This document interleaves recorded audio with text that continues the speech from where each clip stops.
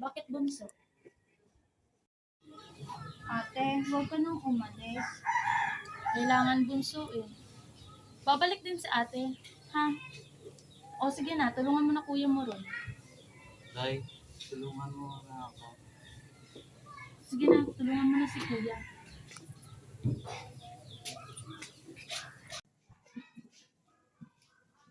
Oh, ba't naman yung insanto yung mga mukha nyo?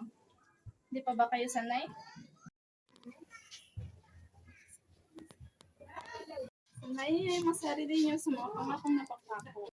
At sanayin nyo rin yung masarili nyo na wala tayong katulong dito. Ate, tama na.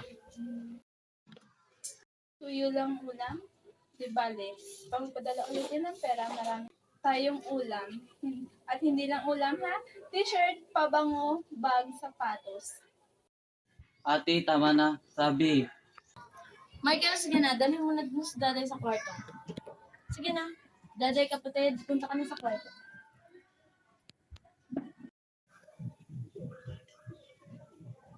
Di ba tigilan mo na pagbayad sa kanilang kapatid?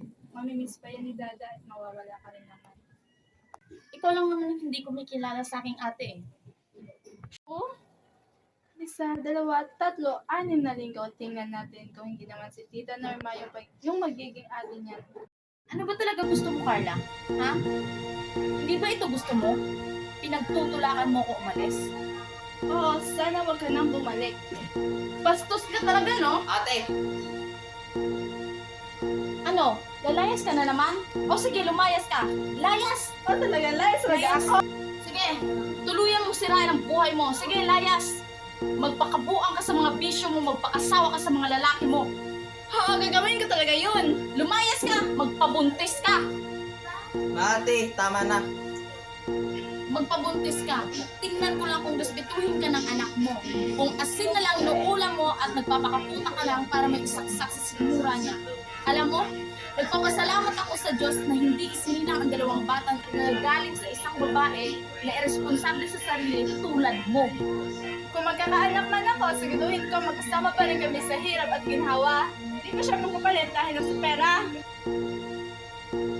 Kapal na mukha mo.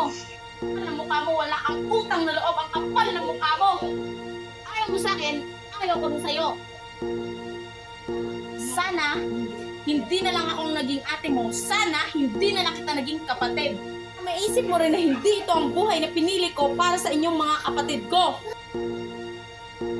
Kung iniisip mo, sana binalik na lang kita sa tiyan ng ina natin. Sana maisip mo rin na ilang beses ko rin ginustong hindi ko na lang kayo naging kapatid. Hindi nyo na maranasan ang hirap dito sa mundo.